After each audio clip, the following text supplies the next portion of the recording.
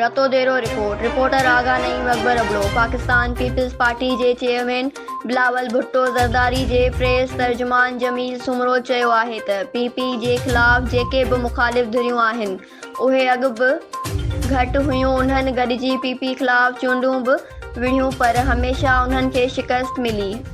इतिहाद हर वक़्तु ज़ीरो रहिया आहिनि ऐं आईंदा बि ज़ीरो ई रहंदा।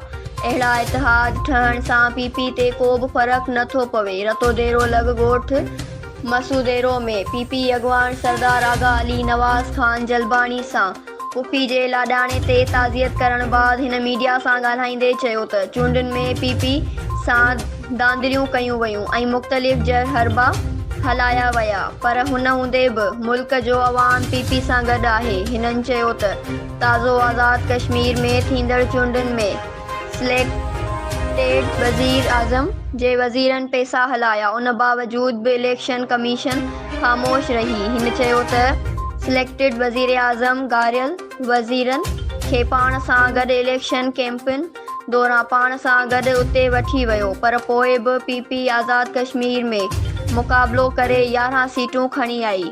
मौलवी साहिबान ऐं इमरान जूं हीअ त पाण में वॾो झेड़ो आहे पर सिंध में इहे सभु पीपी ख़िलाफ़ गॾु वेठल आहिनि।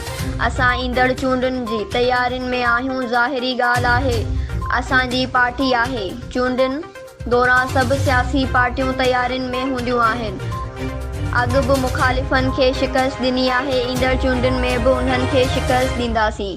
हिन चयो त पाण खे जेके पाण जी सिंध परस्त क़ौम परस्त ऐं जमहूरियत परस्त सॾाइनि था उन्हनि खे कॾहिं बि इहो ओनो न रहियो आहे त सिंध जे वसीलनि वसाइलनि ऐं उन जे न्याणी ते कीअं धाड़ो लॻी रहियो आहे उन ते ही ॻाल्हाइण लाइ तयार ई न आहिनि।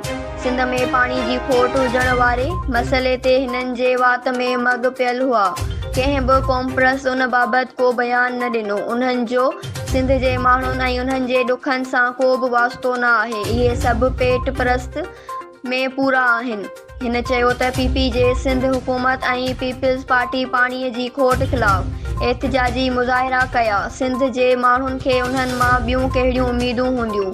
हिन चयो त कोरोना जे करे ऐं NFC मां हिसो न मिलण सबबि सिंध में तरक़ियाती कम गुज़िरियल 2 सालनि खां बंदि हुआ पर तंहिं हूंदे बि जेके वसीला आहिनि उन्हनि तहत तरक़ियाती कम हली रहिया आहिनि। हिन वधीक चयो त HIV खे बि पीपी क़यादत ऐं सिहत खातो फोकस करे रहियो आहे। इंशाअल्लाह हिन वबा ते जल्द कंट्रोल थी वेंदो। Sindh express news.